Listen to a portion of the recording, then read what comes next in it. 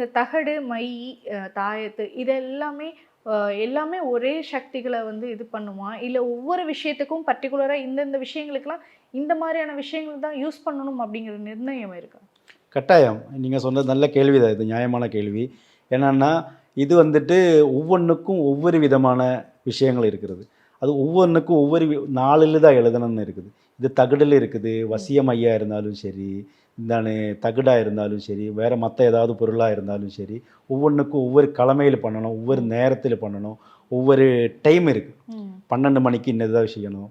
செவ்வாய்க்கிழமையில தான் வந்துட்டு பிரிக்கிறதுக்குள்ள விஷயத்த செய்யணும். ம். வசியம் பண்ணணும்னாலே சனிக்கிழமை தான் செய்யணும். ஓகே. அந்த மாதிரி செவ்வாய்க்கிழமை செய்ய வேண்டியது வேற விஷயங்கள் இருக்குது. திங்கட்கிழமை செய்ய வேண்டியது இருக்குது. பிசினஸுக்கு வந்துட்டு வியாழக்கிழமை செய்ய வேண்டியது விஷயங்கள் ம். இருக்கிறது. வெள்ளிக்கிழமை காலையில செய்ய வேண்டியது இருக்குது. பிரம்ம முகூர்த்தத்தில செய்ய வேண்டியது இருக்குது. ம். இறைவில செய்ய வேண்டியது அதாவது அர்த்தராத்திரி. ஓகே. அதுக்கு தமிழ்ல என்ன சொல்லும்? நடுநிசின்னு சொல்லுவாங்க. ஓகே. அந்த டைமில செய்ய வேண்டியது இருக்குது.